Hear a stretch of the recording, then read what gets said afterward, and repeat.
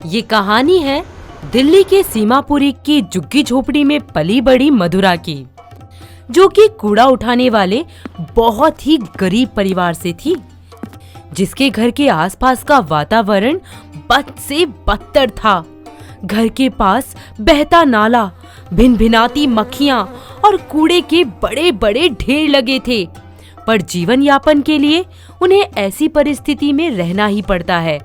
उसके परिवार में उसकी माँ बिमला और पिता भोला रहते थे, जो पेशे से कूड़े वाले थे। गली गली कंधे पे बोरा टांग कर लोगों का कूड़ा कचरा बटोरना और उनकी बातें सुनना, गली के आवारा कुत्तों का उन पर भौंकना जैसे आम बात थी।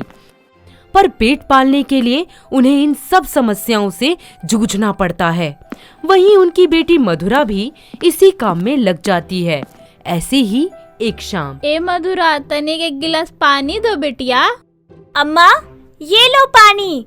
और पता है, आज मैं तुमको शाही खाना खिलाऊंगी। अरे बेटिया, इस घर में तो अन्न के लाले पड़े हैं और तू शाही खाने की बात करत है। देखो अम्मा, शाही पनीर कितना लजीज है ना। अरे बेटिया, ये तो बासी लागत है, तुमको कहाँ से मिल गया? ओ अम्मा, वो कोठी वाली मालकिन है ना, जिनके यहाँ कूड़ा लेने जाती हूँ, उन्होंने बचा कुचा दे दिया।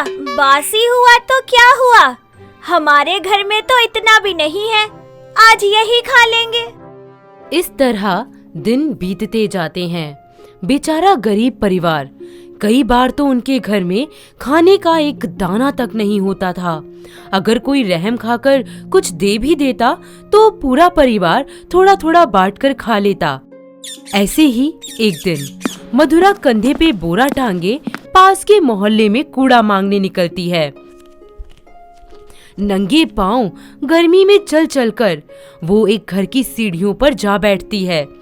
तभी अंदर से घर की मालकिन सुषमा आती है। आय हाय, सत्यानाश हो तेरा कलमुही, मेरा घर सारा गंदा कर दिया। अरे और कोई जगह नहीं मिली तुझे बैठने को? वो मालकिन, माफ कर दो, बहुत गर्मी लग रही थी और थक भी गई थी। यहाँ थोड़ी छाया थी तो कुछ पल बैठ गई। तो रोड पे बैठना, मेरे घर को क्यों गंदा कर रही है? हे भगवान, कितनी बदबू आ रही है तुझ में से, जल्द दफा हो यहाँ से। अरे अरे मालकिन, आप इतना गुस्सा क्यों कर रही हैं?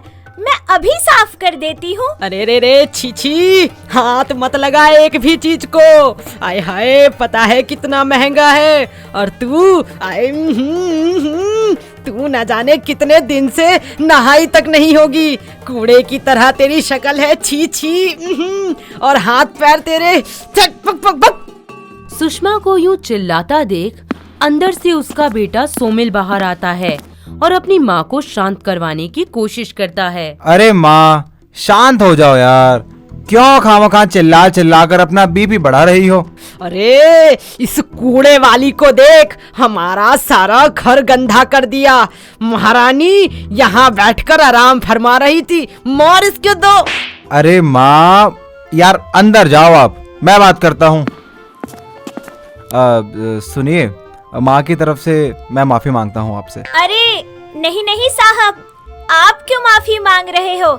हम गरीब लोगों के लिए तो रोज की बात है। ये ताने, ये जिल्लत, इन सब का सामना कर कर के ही बड़े हुए हैं। पर हम जानते हैं कि ये कचरा ही हमारे लिए सोना है।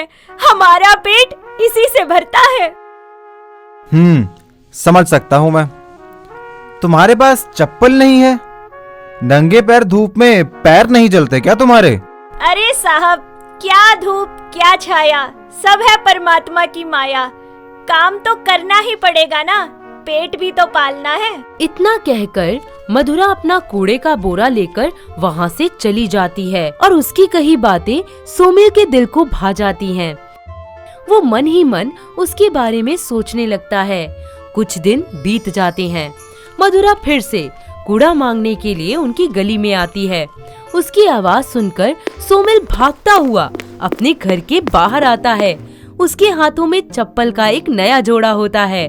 वो उसे आवाज लगाता है। अरे सुनिए, मधुरा जी, यहाँ आइए जरा एक बार।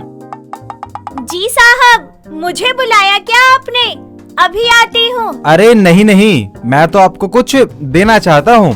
तुम सबका इतना भला करती हो, सारा दिन सफाई करती हो, तो मेरी तरफ से ये छोटा सा तोहफा तुम्हारे लिए। चप्पल? शुक्रिया साहब, शुक्रिया। माता रानी आप पर बहुत सारी कृपा बरसाए। अरे बस बस, अब दुआ मांगने में समय खराब मत करो और इसे पहन लो फटाफट से। नहीं साहब, मेरे पास तो ये है। कल एक बड़ी मालकिन ने कूड़े में फेंक दिए थे, मैंने साफ करके पहन लिए। पर ये तो फटे हुए हैं, पहने ना पहने एक ही बराबर है। तुम ये चप्पल पहनो जो मैंने दी है तुम्हें। नहीं साहब, ये तो बहुत आरामदायक है, और ये जो चप्पल आपने मुझे दी है ना, ये मैं अपनी माँ को दूंगी। नंगे पाँव चल चल कर उनके पैरों में छाले पड़ गए हैं। शुक्रिया साहब। अरे बस कर पगली, रुलाएगी क्या? क्या कहा साहब आपने? मैं क्यों रुलाऊंगी आपको? अच्छा, तो मैं चलती हूँ। सोमिल बस उसे देखता ही रह जाता है और उसे मन ही मन वो अच्छी लगने लगती है। जब कभी भी मधुरा कूड़े की बोरी लिए उसकी गली में आती, वो उससे खूब बातें करता। वक्त बीतता जाता है। सोमिल को उसका ये अपनापन, काम के प्रति उसका लगाव देख उससे प्यार होने लगता है और वो उससे शादी कर उसकी जिंदगी बदलने का फैसला करता है। और फिर क्या हो जाती है कूड़े वाली मधुरा की शादी अपने सोमिल से। जब वो उसे अपने घर लाता है, सुषमा ये सब देखकर गुस्से से तिलमिला जाती है और दोनों को घर से बाहर निकालने लगती है, जिसे देख लोग आपस में तरह तरह की बातें बनाने लगते हैं। छी छी, कूड़े वाली लड़की से शादी कर ली, पढ़ा लिखा गवार है क्या ये लड़का? ना जाने क्या जादू चला दिया इस कूड़े वाली ने। सोमिल बेटा को अपने जाल में फंसाकर शादी कर ली इस कूड़े वाली ने। कितनी बदबूदार और गंदी बहू लेके आया। सारा घर महका देगी बदबू से। अरे नलायक, ये क्या कर लाया तू? कचरे को अपनी बीवी बना लिया। शर्म नहीं आई तुझे अपने घर का नाम डुबोते हुए? माँ, जिसे आप कचरा कह रही हैं, वो मेरी बीवी और आपकी बहू है। संभल कर बात कीजिए। अरे अरे, मर जाऊंगी, मिट जाऊंगी, पर इस बदबू, इस कचरा पेटी को अपने घर नहीं आने दूंगी। हाँ। अरे जरा सी भी शर्म आती है क्या आप लोगों को?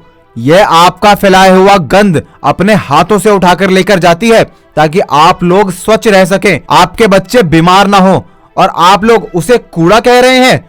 अरे आप सबको शुक्रिया करना चाहिए इसका। इस भयंकर महामारी के समय में यहाँ किसी को अगर खांसी भी आ जाए ना, तो वो 2 फुट की दूरी बनाकर रखता है, और यह आपके गंदे कपड़े, घर का कूड़ा कचरा सब लेकर जाती है ताकि आप लोग स्वस्थ रह सकें। सोमिल की बात सुनकर सबकी जुबान पर मानो लज्जा की टेप लग जाती है और सर शर्म से नीचे झुक जाता है। सबको सफाई करने वालों की अहमियत समझ आने लगती है। इस तरह समाज और सोमिल का परिवार कूड़े वाली बहू मधुरा को पूरे सम्मान के साथ अपना लेता है। अगर आपको ये वीडियो पसंद आया हो तो इसे लाइक कीजिए, चैनल सब्सक्राइब कीजिए और कमेंट करके बताइए कि भविष्य में आप कौन सी कहानी देखना पसंद करेंगे।